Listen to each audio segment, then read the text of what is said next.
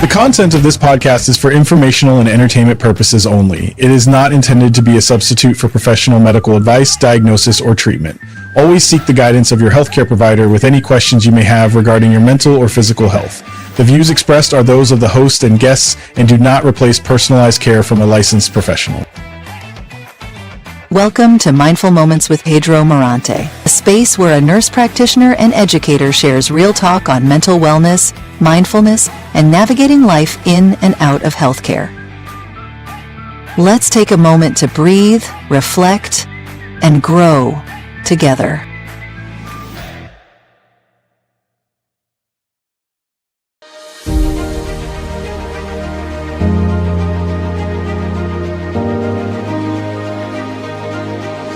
Titles doesn't make you a leader. Being the CEO, the Chief Enthusiastic Officer of my own personal and professional life, no one can take that away from me. I will be embracing that title, and it's a message to everyone and to all of your followers and listeners and all the Filipino community, and anyone aspiring to be a leader, that you'll be cheerleading for yourself, and you yourself is probably the CEO already. We are also born leaders of our life, right? We had different set of setbacks, but we're still able to get up and create an impact and influence to our community. That's true. That's true.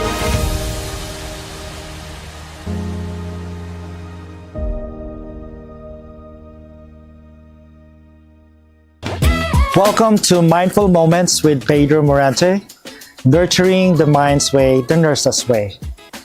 And today, I'm joined by a highly special guest of mine, a very good friend, Dr. Janette Moreno, who is a Caritas Coach and also a lot of contribution to the academe, to the clinical experience, and also mentorship.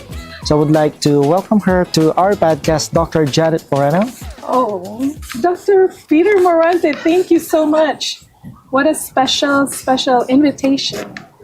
And I know we've met just a couple of months ago, but I think there's a certain connection that binded us together already. And I just wanted to first start how proud I am as a Filipino because of you, and taking the courage, to really truly shine light to the Filipino community and helping and sharing, particularly your expertise around mental health and wellness. So thanks for having me in Mindful Moments. Yeah, I'm very humbled and honored that you're here. We made that connection in the PNASC's Western Region Conference. So I feel like you have a space in our platform to for a lot of our audience and also nurses that are followers, and actually we're almost 100,000 followers recently. Wow. And it was made all possible because of all your support, so thank you. One thing that I would like to emphasize for today's talk is I really love all your titles and all your contributions to nursing, but my favorite one is you're putting your name out there as CEO. So I'm really used to Chief Executive Officer, and now you change it into a Chief Enthusiastic Officer. Can you tell me about what CEO stands for you and that matter, and how it shapes your vision about education and also your leadership? It was just very recent. I wasn't born thinking and embracing I was a CEO. But most recently, it's part of my healing and discovery and transformation of myself, that I truly embraced myself being the CEO, the Chief Enthusiastic Officer of my personal and professional life. And it really is a pun around titles and leadership, because truly what I've learned over time is that title doesn't make you a leader. It's just a title. So one thing I've come to realize, through my career and through my struggles as well, getting to where I am and wanting to be visible and be recognized and wanting to belong and wanting to just be able to share and have a voice and be empowered to be part of the discussion at the table. I've come to realize that when you journey your life from the humble beginnings, you get to realize that what truly shaped you as to who you are and where you're heading are your values, that's grounded in just true human caring. The journey I had with the transformation is when I became a Caritas Coach back in 2016. I used to struggle so much with, am I being enough? Are people accepting my ideas? Do I even have the voice? Or I have all the ideas, but I'm so hesitant about it. And becoming a Caritas Coach was really life-transforming to me, that opened my heart to embrace my self-worth, who I am, that it's okay to occupy space. So my message about being the CEO, the Chief Enthusiastic Officer of my own personal and professional life, no one can take that away from me. There's no one who's going to cheerlead for me but myself, no one else. So I will be embracing that title, and it's a message to everyone and to all of your followers and listeners and all the Filipino community and anyone aspiring to be a leader, that you'll be cheerleading for yourself, and you yourself is probably a CEO already, and you're not embracing that or not knowing that. I love it. It's very creative in such a way that you are pushing us to be empowered with ourselves. And I think we are also born leaders of our life, right? We had different set of setbacks, but we're still able to get up and create an impact and influence to our community. That's true. That's true. I know that you have so many experiences. And was there ever a time that caring came as your cornerstone of your leadership and changed the way you view your nursing leadership? Yes, caring as a cornerstone of my leadership has always been there. I think both of us are nurses to begin with because of our compassionate caring, right? For our patients, for our loved ones, for our community. Filipinos have a very strong culture around compassionate caring and service. That's always been there. But I think I'd like to spin about nursing leadership that really made me look at the core humanity, of caring is a true caring for the self. It's actually the practice of loving kindness that we sometimes, or a lot of times, ignore. And why I say that, and it's so easy, we throw around self-care like just it's something superficial. In fact, it's super deep. The practice of loving kindness and caring for self, once a leader recognizes that, builds that self-awareness of who I am as an individual and what do I have to offer to others. And if we're not self-aware of all of those, it's really truly hard to see through and be able to provide that loving kindness to others. It's that self-acceptance that I am enough. It's at the end of the day, that self-compassion, that I forgive myself for my imperfection. That it's okay if I haven't completed all of my to-do and checklist today, at least. I am grateful that I was able to finish at least 3. And the last piece, the practice of loving kindness, which I shared with you earlier, is self-worth. And I think that's the hardest thing, for people to embrace their self-worth, their beauty, their talent, the unique things that they bring on the table. And a lot of times we're so hesitant. We have so much imposter syndrome, but I don't think so. I could do it. I don't want to do it, or I don't deserve it. So self-worth is really being able to say, I can occupy the space and I have a voice, and truly embrace each of us as unique individuals, because God gave us that talent, God gave us that opportunity, and we have to embrace it, who we are. I love how you said that embracing yourselves and also accepting yourself, and also self-worth is very important right now.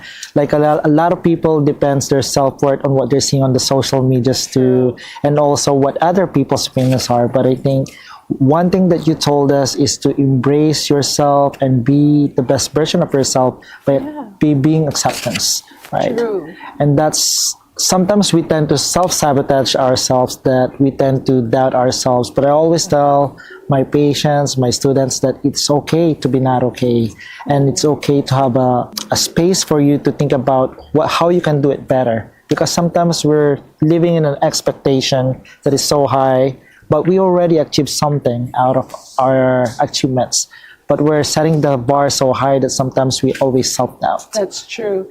Hey, talk about self-sabotage. And you as a, mental health expert, you're so familiar with this. I talk a lot about this. I talk about the negative self-talk, the inner chatter, the inner chatter in our mind. And part of the neuroscience, and please add more to this because I wanted us to talk more about this. This is a really least understood.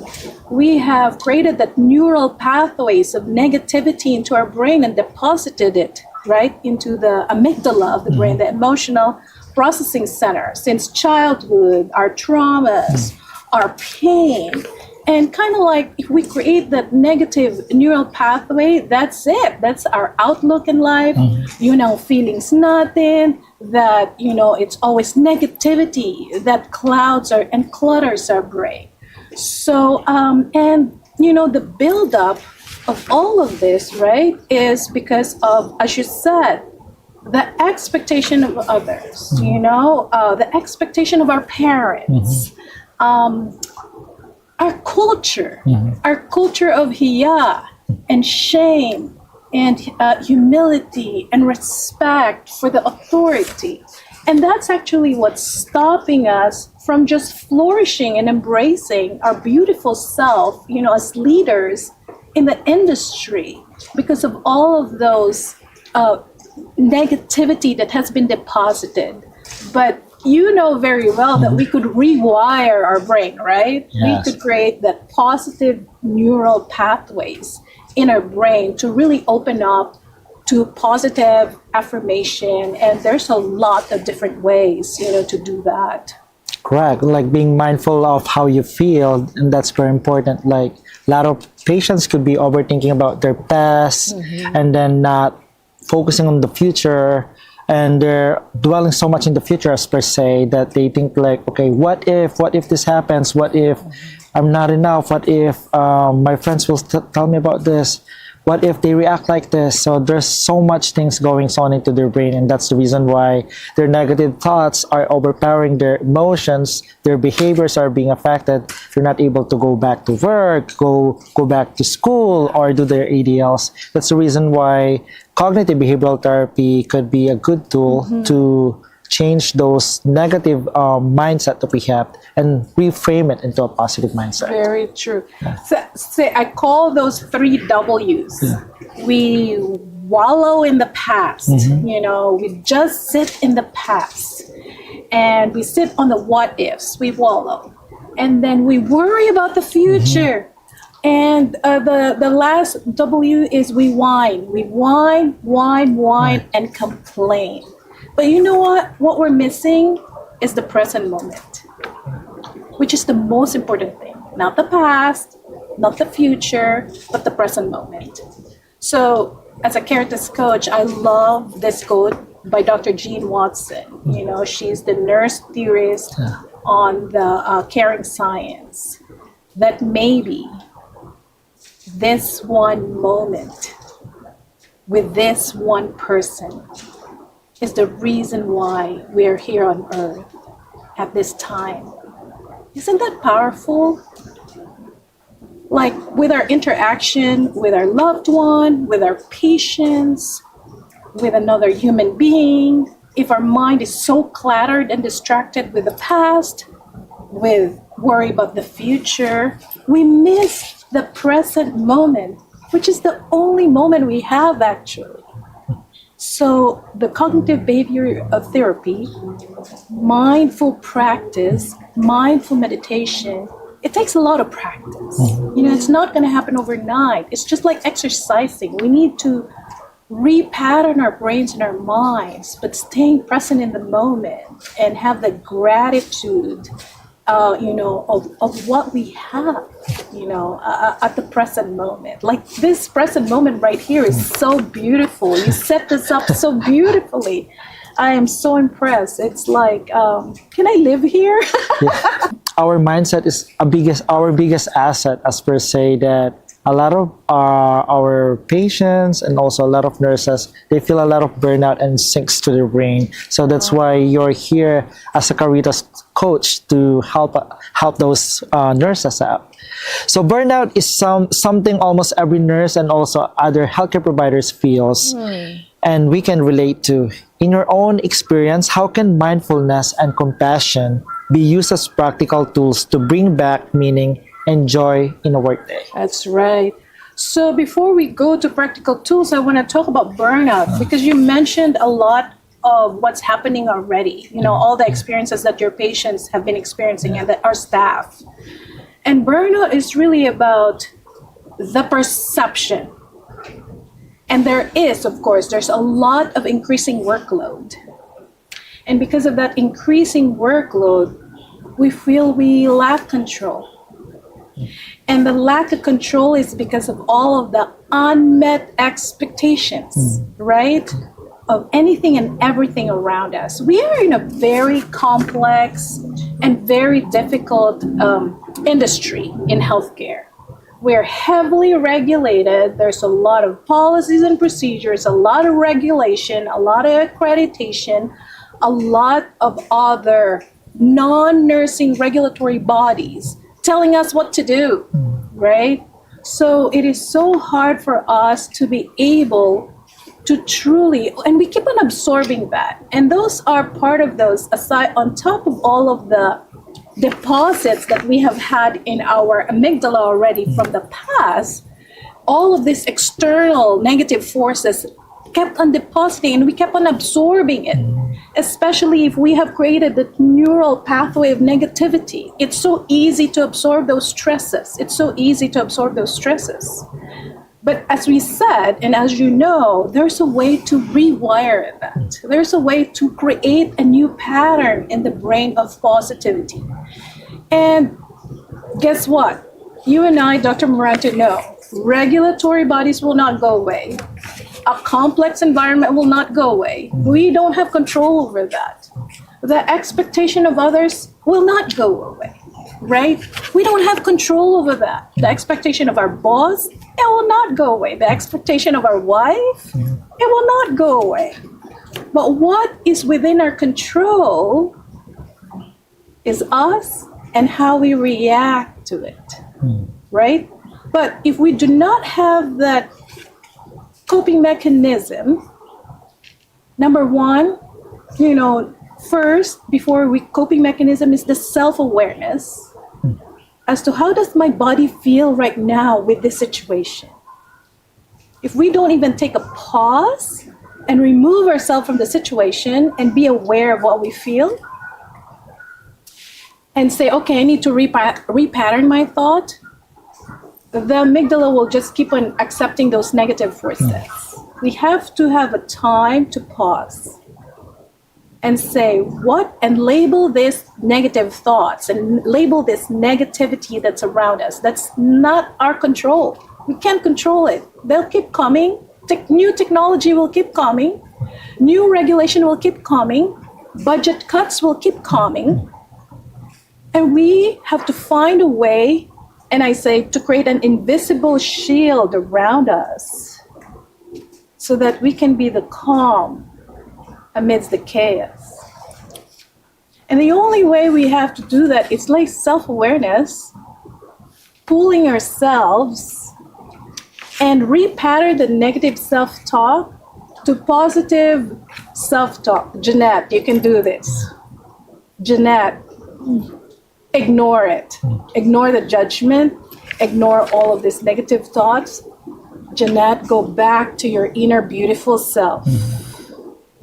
deep breathing on the go is something that we could peel ourselves out of that negativity. And a lot of times it's all the talk, do not engage, do not engage, do not engage. And it does take a lot of practice, yeah? To be able to pull ourselves away from that, situation. So we go to work, it's a chaotic environment, but the only way that we can keep our calm amidst all the chaos is being able to be self-aware at the present moment. My next door patient is calling me and shouting and yelling. My other patient needs the medicine, but right now, at this very moment, I am with this patient that I need to take care. This is a special moment, and this is the only moment I have. And I will make the most of it. I hope that makes sense. I love it. And basically what you're telling us is to really, really be mindful about our feelings, right? And also a lot of positive thinking, deep breathing exercise, and the attitude of yes, yes, yes, right? That you can do it, positive affirmation, and being patient to ourselves and not setting the bar so high that we fall short sometimes, that we tend to self-sabotage as person. I love it. So true. Thank you, Dr. Moreno. I'm learning a lot, and I think all of what you're telling me is very applicable to the patients that I'm seeing right now. A lot of patients that are having anxiety, they always fear about losing control. Yeah. They always have a lot of PTSD in the past, a lot of trauma that they are not processing. But I think they have to be kind. They're always telling negative thoughts about themselves, and that's wherein it sinks in, and they're less motivated to go to work. They don't have energy to do anything at all, and they don't even connect with other friends and family. That's the reason why a held back or a social withdrawal can actually impact one's mental health too. Thank you, Dr. Moreno, for that. And also, you always talk about resilience on a personal level. What makes you thrive in difficult situations or in a chaotic environment or in any conflict situations? I'm not perfect. There are times there have been a lot of difficulty and chaos just because it is so hard to stop all of those chaos coming to you, right? Like the expectation of the organization, the expectation, our perceived expectation as well to do our best and to be excellent in anything and everything that we do, right? It is so difficult to peel yourself off of that. Part of the resilience, I think, that has come to me at the height of COVID, that is when we got really hit hard. It was already a very difficult industry. Stress and burnout was already at its all-time high. And then when COVID came in 2020, it got even worse. Worse to the point that, in leadership meetings, there's just a lot of sad news, a lot of heavy heart. And when you talk about losing control, that's truly losing control.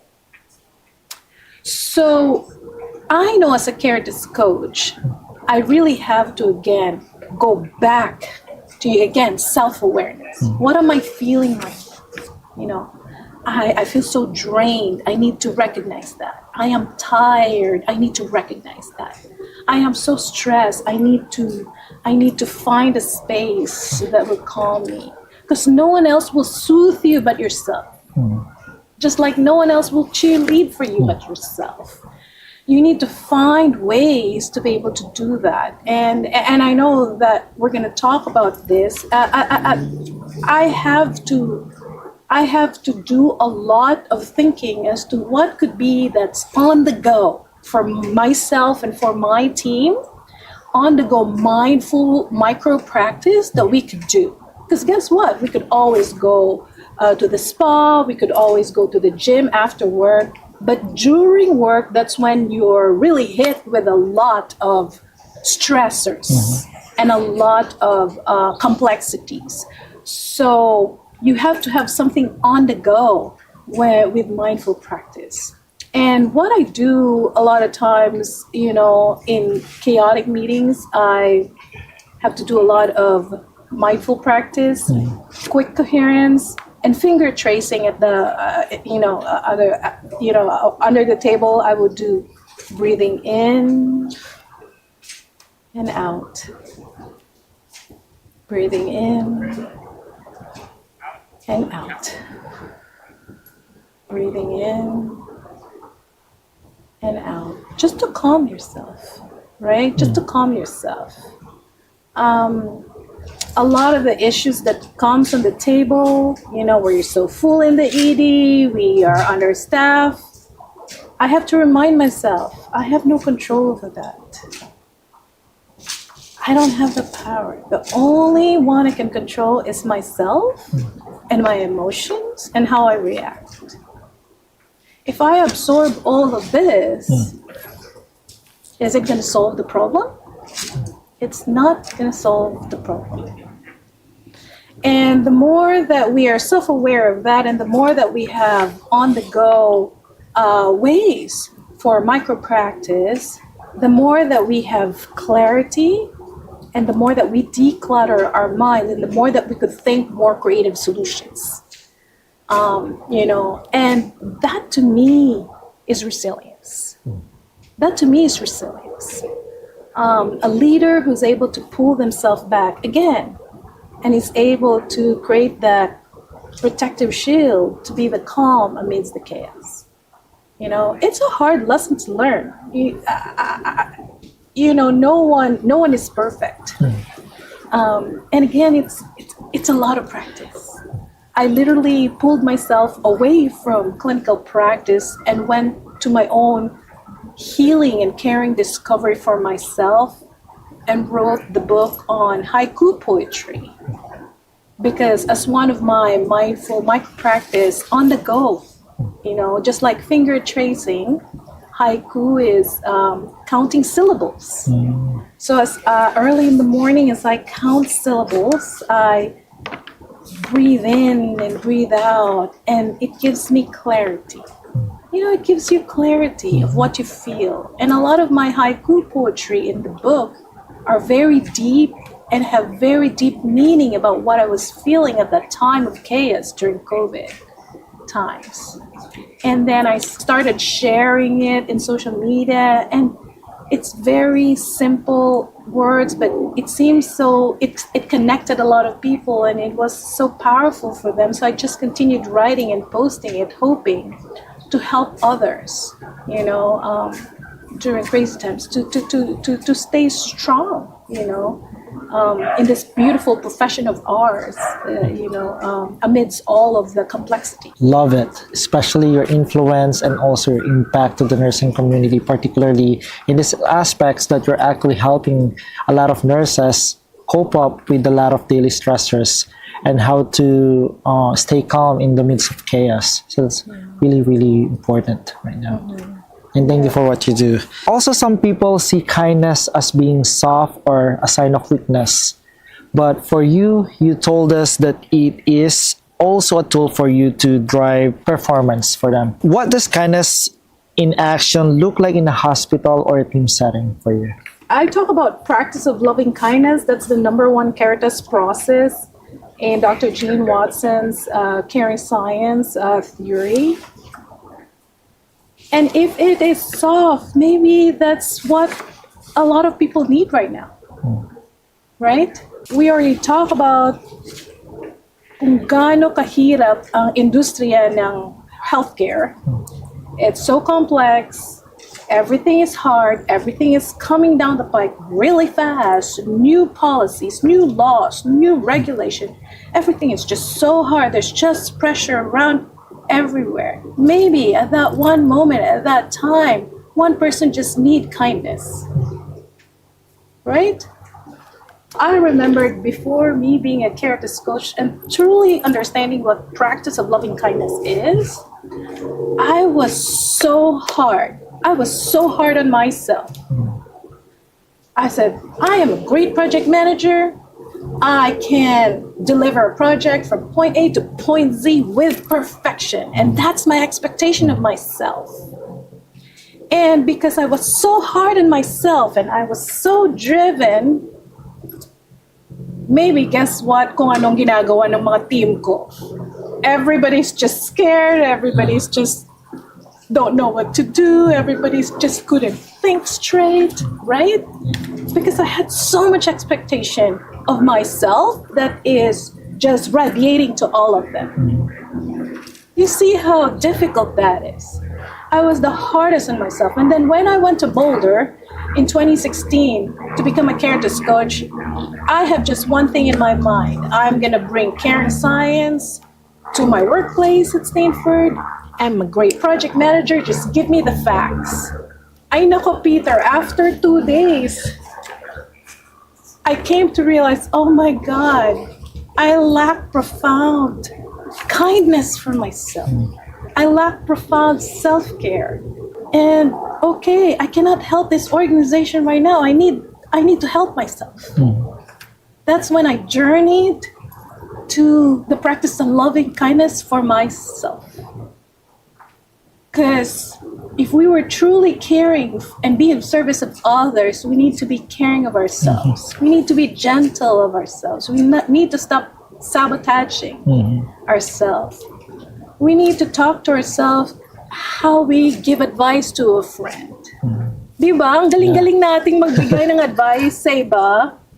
Pero pag tayo na, we just beat ourselves to death. Ay, Janette, ang tanga-tanga mo talaga. Ba't mo ginawa yun? Right? We have all of those negative self-talk. We're not the kindest to ourselves. Right? And if we're not kind to ourselves, that energy is what we bring to the entire environment that we live in. And it's not a nice energy. So a leader who has practice of loving kindness for self is able to embrace authentic caring. And sometimes authentic caring and kindness can be as simple as silence, followed by I'm here to listen. And forgive me, I don't have the solutions to everything. But I guarantee you, I'm going to be here with you through this journey. That's authenticity right there that opens up a lot of creativity and drives performance. Because it builds trust between leaders and staff. For them, hey, we're both lost, we're both confused, we both don't have the answers. Let's just go journey together. Because guess what? We rise together when we lift each other up. One is not necessarily above and what is not necessarily below. We are here collaborating in a partnership together. And that's kindness. And that drives performance. I love how you emphasize on collaboration. That's very important, especially we're not competing with each other, we're not competing with our own self, but we are here to focus on our patient, to deliver the best care for them, and to deliver a high quality of care for our patients. True. And I love how you said, love yourself the way you love others, because how can you give love when your own cup is empty, right? True. True. It really depends, right? How you see life is. Is it the cup is half empty or is it half full? So that's how I have rewired the neural pathways of my brain, Dr. Morante. Because I was not like this before. But it does take a lot of practice. Every morning, just take time to breathe, reflect, and do mindful practice. And do mindful meditation, even just 1 minute to 2 minute shifts. A lot of positive affirmation that I am loved, I am enough, I forgive myself for my imperfection. It's so important. Gratitude. There's so many things to be thankful for. We think about COVID, we talk about the chaos, we talk about the complexity it has brought us, but we have to thank that podcast, right, became a thing because of COVID, Yeah. right? Virtual connection Correct. connected people across the entire world because telehealth and telehealth medicine Yes. got approved because of that. There's so many things to be thankful for, right? And it's so easy, and it's not so expensive to call the Philippines anymore. It's free Yes. because of all the advances in technology. And I thank COVID for that. Right? So those are the things that we get to see, in light of all of the negative forces that has occurred. I love also how innovations have come, especially a lot of patients get seen now through telepsych, and also rural areas. Mental health has been more accessible. That's right. Can you imagine, can you imagine rural areas that are not accessible to health care, right? Who's taking care of them? And with technology, we're able to reach them. See, those are the gratitude that we have. Yes, and that's basically true. And if we practice self-gratitude and also an act of kindness, it can go a long way in every one of us, right? Right. I think a lot of nurses, advanced practice roles, or wherever they are, leaders can really connect. And I think you were one of the Caritas Coach because you were able to share your own experience, and it's an eye-opener for each one of us that, hey, you gotta take a pause and do a self-gratitude too. Yeah. Yeah, very true. Love it. Thank you for what you do, Dr. Moreno. No, thank you for what you do. Mindful moments. This is just perfect. It's what we truly need. Let's talk more about it. We don't talk about mental health a lot. Let's talk more about it. And people think that when we talk about mental health, it's the mental illness and mental disorder. No, we're all mental. Yeah. We carry that, and we truly need each other to help each other, and chaos, because chaos will not go away. Correct. It's here to stay. And change is inevitable, right? True, very true. It's part of life, and it's always going to be there. So it's how we rise up from all this chaos, and how we also position ourselves in such a way that we're able to handle things in a productive way. Now we're talking about healthcare is basically fast-paced and high-pressured.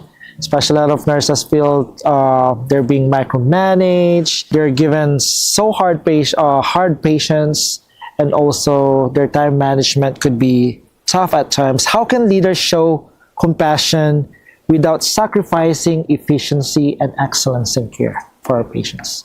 Well, it's a balance. We can never take compassion and caring for ourselves and another person in balancing operational efficiency and productivity. And it's the same with our rationale earlier with driving performance. You said earlier, okay, our staff are being given difficult patient. Well, maybe the patients are truly difficult and complex. That's not in our control. We do not have any control of who walks into our hospital. We have no control over the complexity of what a patient's bring in terms of their diagnosis. We have no control. A lot of those, as I said, it's part of that healthcare environment. It's chaotic. It's complex. It's not like a hotel business where everything is happy. It's not a spa service, right?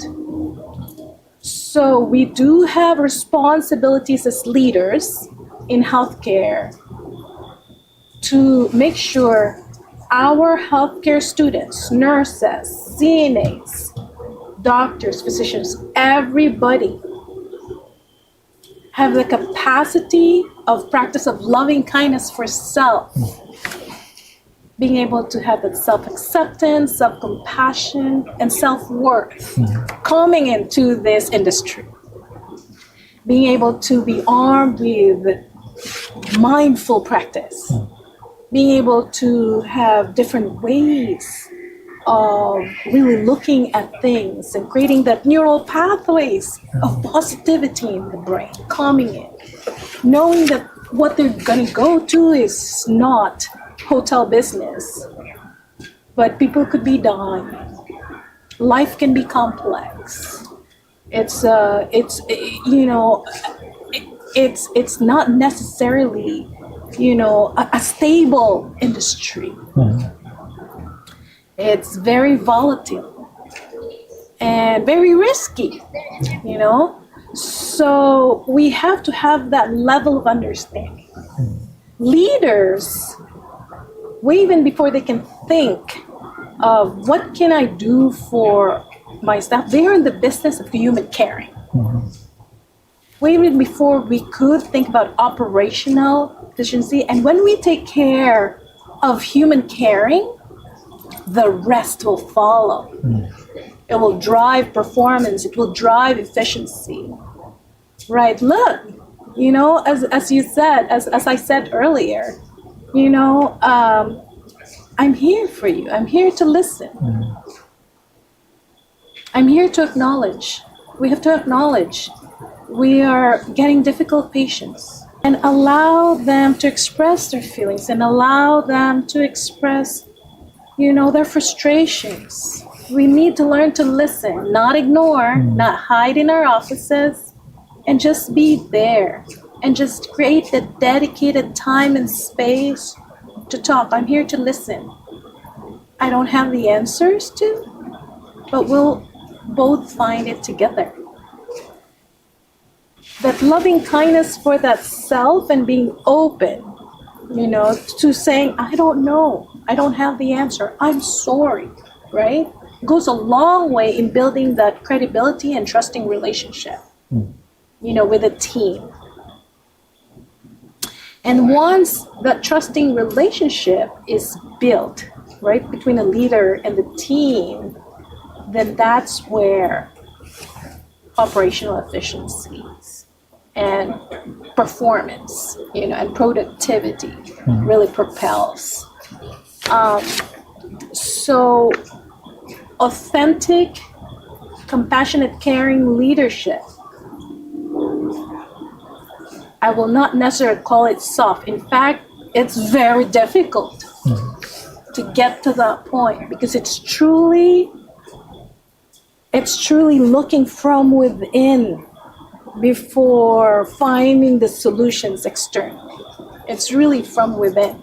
And we need to have to resolve a lot of those and embracing ourselves as the CEO of our own personal and professional life. I love your main points and how it will lead into positive results. Right? Yeah. Now, I'm very excited for our next topic, which is your book. Guys, Dr. Moreno is the author of Human Caring Through Healing, Haiku, a mindful journaling for healthcare providers. Can you talk about your book and what inspired you to use poetry in this particular aspects of haiku and mindful journaling? My goodness, I know. I never realized until when I was put under so much difficult situation at the height of COVID, I never realized how much I loved poetry since I was a child. You see, I talk a lot about the neural pathways of negativity. That is just became routine and stable. The negative self-talk that I have, that I truly forgot the wonderful, beautiful memories that I have as a child. I used to write a lot of poetry. I became a best script writer because I converted the whole El Filibusterismo book by Dr. Jose Rizal into poetry form. Wow. I won best scriptwriter in high school, I remember. But then for some reason we become adults and life becomes so difficult and we start building stressor after stressor and the negative neural pathway just wins, right?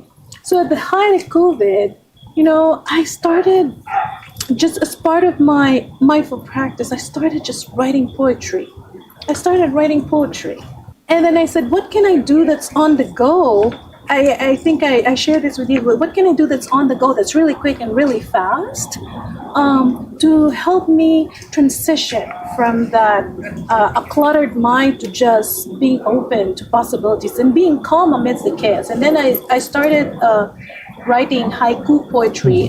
For those listeners, some of you who might not know about it, it's a very old form of poetry. It's comprised. The traditional one is actually 5 syllables, 7 syllable, 5 syllable, and a lot are written based on nature. So what I do every morning when I wake up, we scroll through social media, right?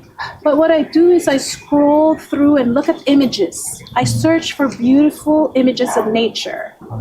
And then if I land on a beautiful image, that's when I start finger tracing with a syllable, 5, 7, 5. It calms me down. It becomes rhythmic to me, and then I start writing it. And then I kept them in my phone, and then I started posting it on social media. And then I have one mentor. I've been following him in my leadership career. His name is Joe Tai, and he wrote the book, the Florence Prescription. It's about the architectural framework within organizations, and about teamwork and trust and integrity. And I love it. I've never met him. I just follow him on LinkedIn because I'm inspired by him and his leadership principles. And then he saw me posting my haiku poetry, and he kept on motivating me, encouraging me. You should write a book. You should. I said, I'm not a book author. Okay, that's my negative neural pathways telling me I'm not a book author. I'm not writing anything. And for the longest time, and then I met him at the ACNL conference in 2022. He gave me $20. He said, okay, here it is. You're going to publish your first book, and I'm the very first buyer. I'm like, oh my God. So that stuck with me. And then our CNO at the time at Cedar Sinai, Dr. David Marshall, saw that, and he gave me another $20. I said, here's another 20. I said, okay, now I'm stuck with $40. I really need to write a book. This book is very special to me. It's part of my healing discovery, and how it came about is I could tell a lot of people who believed in me when I did not believe in myself, right? I thought my poetry and my thoughts are so personal. Who would even want it? They're so deep and meaningful to me. It's so embarrassing. But then when I started writing it, I started to say, oh my goodness. And I started posting it. A lot of people connected with it because it's simple and people could interpret it and connect it with what's happening with their lives as well. Another mentor of mine, Dr. Jan Anderson, who's a program director from the Watson Care and Science, I said, can you help me write this book? And she co-authored with me. So it's such a special one. In fact, I really wanted to give back to the nursing profession, to just bring back that joy and happiness for the profession. Because I see a lot of new grads and new nurses leaving the profession, burnt out easily and stressed. But there's a way. So there's a lot of micro practices here on the go, mindful meditation and mindful practice and reflections that people can do. And I also made sure that I'm introducing Dr. Jean Watson as a nurse theorist, as a foundational framework, because there's not a lot of journals that's based on evidence and based on a theoretical framework. So that's what I did, and I know this is part of my gift, to the community, to everyone who gives care to another person, not just for nurses, but to anyone who gives care for another person. To be able for them to realize their self-worth and embrace their beautiful self, their unique self. There's a reason why all of us was brought here to earth. We have something beautiful to offer. Thank you for sharing your book. That's your legacy. And I have my own copy, guys. So make sure, guys, get your own copy in the Amazon. It's available in Amazon, and you could definitely relate to it.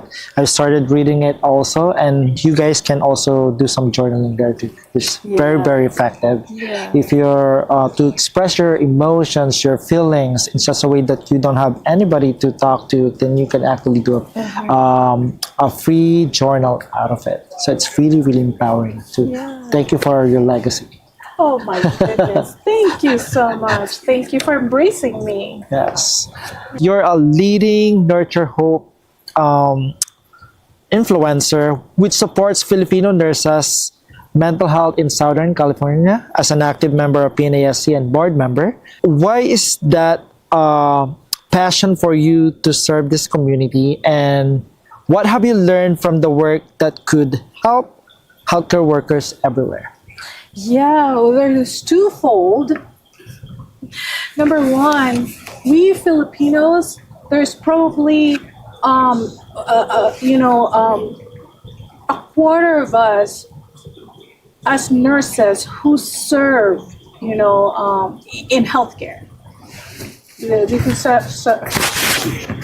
And it's very important that we are able to develop, our emotions, to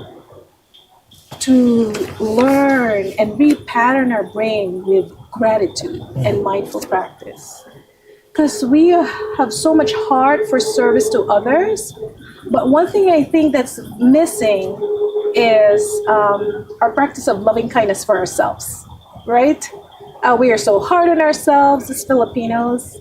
And it's brought about by a lot of our past, our history, our culture, the Spanish culture that we have had, colonialism, that, that if you're brown, you're not really superior, right? And only the white people are superior, the respect for authority. And all of this are putting so much pressure on us and pressure on nursing, when in fact, nursing are leaders at all levels.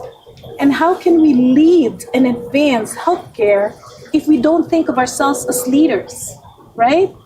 We have a capacity to lead, and the only way that we can embrace ourselves as leader is to really embrace being a CEO of our own personal and professional life, that we're going to cheerlead for ourselves, that we're going to lead and advance healthcare, right?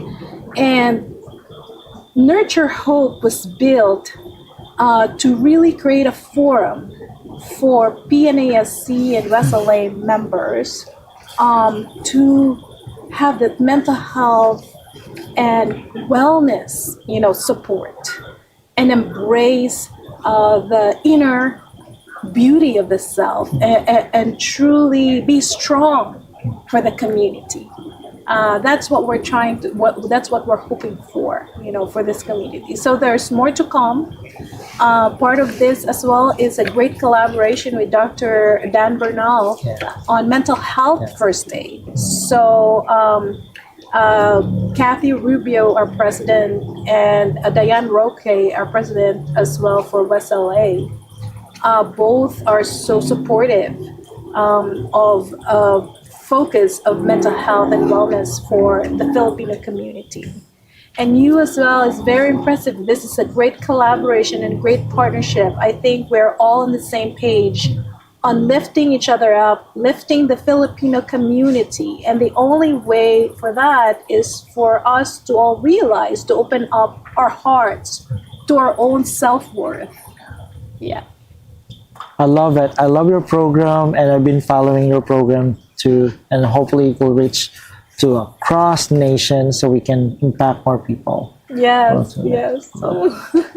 And Dr. Moreno, for those who are nurses, caregivers out there, what is your final call to action to them in terms of them practicing kindness to themselves, and also practicing self-gratitude.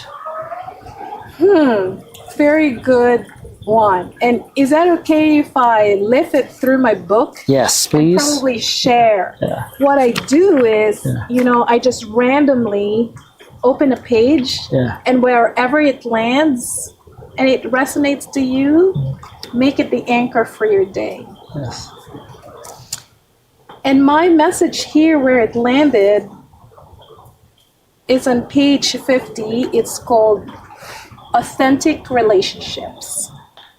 A quote from Dr. Jane Watson reads, "Authentic caring relationships are based in connecting with another in ways that generate trust and safety, are life-giving, life-receiving, human to human, spirit to spirit, that goes beyond the physical ego level." The micro practice that I recommend for this authentic relationship is, during your interaction with a patient, a co-worker, attempt to create a safe space to allow self-expression.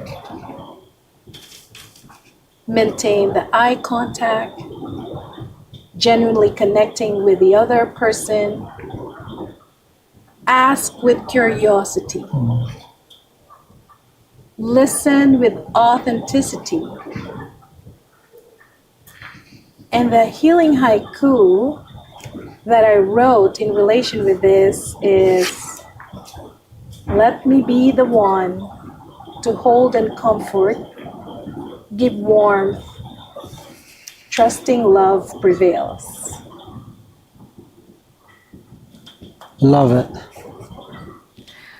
Yeah, so authentic relationship, I think, is so important. I see a lot of people now, and then when my mom was sick in the hospital, and she herself could sense it as well, you could tell a good nurse from a nurse who probably is having a really hard day. A nurse that's having a hard day is so task-oriented. What that means is they come to the room, they go straight to the computer, open the computer, does not even look at the patient, but say, "How are you today? In a scale of 1 to 5, what is your pain level? Okay, can you tell me, your birth date, can you tell me?" That's a task-oriented nurse. A nurse who is so much in her mind, she comes in, she just needs to do this right now because she's so distracted. Whereas a good nurse is one who's authentic, walks into the room and say, "Oh, hi, hello, Peter, kamusta? Ako ang nurse mo," and all that stuff. Kamusta ka ngayon? May sakit ba? May masakit sa katawan? Nakatulog ka ba? And then, and tell the patients, "Sandali lang ha, I'm listening to you. Pero lang muna ako na, i-document ko lang muna ito. I will document it," right? So, did that take a long time? Not even 5 minutes. But I was doing eye-to-eye contact with you. And that is what it says, authentic relationship. And the only way we could do that is when we come into the room, declutter our mind, take some few deep breaths, replace the hand washing happy birthday with breathing exercises and positive affirmation. I love myself. I am enough. I accept myself. 2 minutes of hand washing, and walk into the room and be there at that very present moment. No. That's my message to all the caregivers and the healthcare community. That's a very powerful message, because a lot of patients, they just want to be seen, heard, validated. If we're just there for the money, they can sense it. If we're just there to do our task, they can sense it. And it's not helping them to heal, right? It's actually hurting the patients. Very true. The quality of care, the way they see our profession, right? The way they perceive us as nurses, it creates an impact for them. And actually, we are there to heal and not hurt. We have the power to create an impact and influence to our patients with one gesture, with one act of kindness. That's very important. Yeah. Dr. Moreno, I know you're doing a lot of things and you're taking care of your mental health. I know sometimes at difficult times, this year has been tough for you as you have lost your mom. How do you take care of your mental health while taking care of others? Oh, I know. My mom, she's very special. She's the reason why I'm here. She's the reason why I became a nurse. And she's special. You know, there's no other person like Mama. And she recently passed, and although we knew that it was coming because she was diagnosed with pancreatic cancer, but it was barely 16 days that we were given to be with her. If I think about that 16 days, it stuck with me because we were expecting her at least, sana man lang, mag 90 years old siya, at least 6 months or 1 year. But we were given 16 days. Now, I have to pull myself from that thought and pull myself, no, Janette, I have to do a lot of self-talk. I have to be aware of my feelings. No, Janette, you were not given just 16 days. You were given your lifetime. I'm 53 and I'm proud to be 53. You were given 53 years to have enjoyed Mama. You know, and I think a lot of those that I have in terms of my hurt and pain is, have I said I love you enough to her in that 53 years? In fact, so I would write, you know, letters to myself. What a perfect question. Oh, Okay, so this is one of my mindful practices as well. I buy cute postcards, I meditate on them, I write haiku, or I write letters. I write letters to myself. And this one I wrote to Mama. This was in May of 2025. I said, I will always cherish your love for me, your hard work, your gentle voice of reason, how you advocate and support me. And I ask for forgiveness. Forgive me for not having said I love you enough. And I will terribly miss you. That's how I take care of my mental health. I write little letters for myself. It's like my journaling as well. And I have to think of beautiful things. What will Mama do if she's here?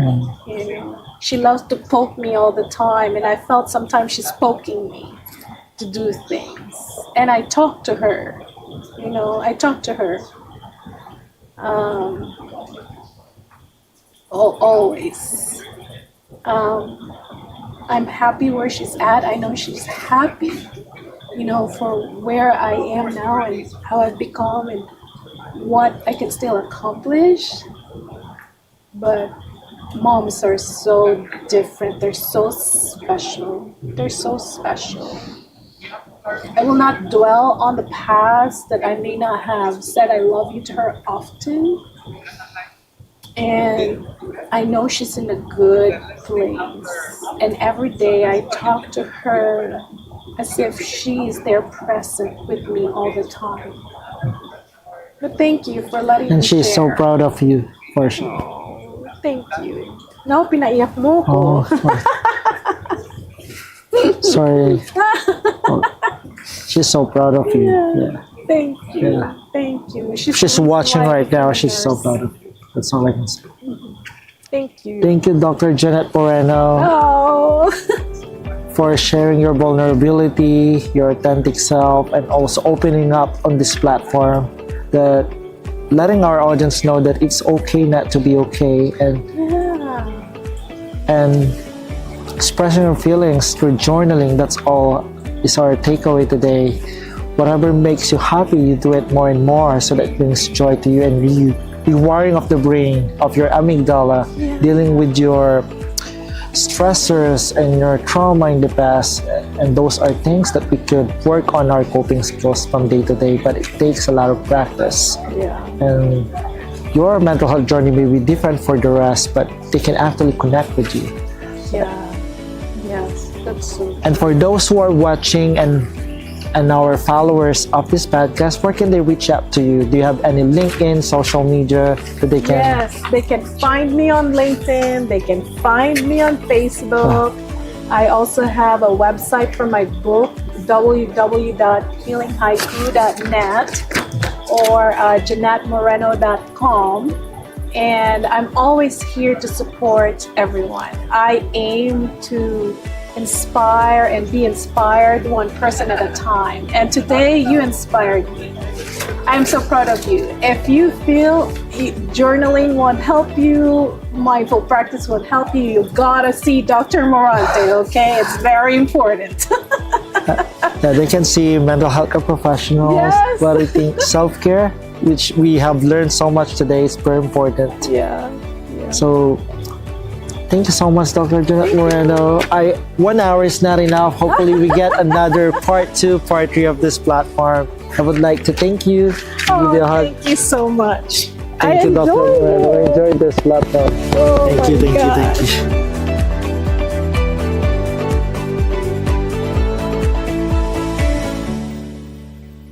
Thanks for listening to Mindful Moments with Pedro Morante. Be sure to follow the podcast so you'll never miss an episode. If you find value in our time together, leave a quick review. It helps more people discover the space we're creating. For updates and more reflections, follow us on social media. Until next time, take care.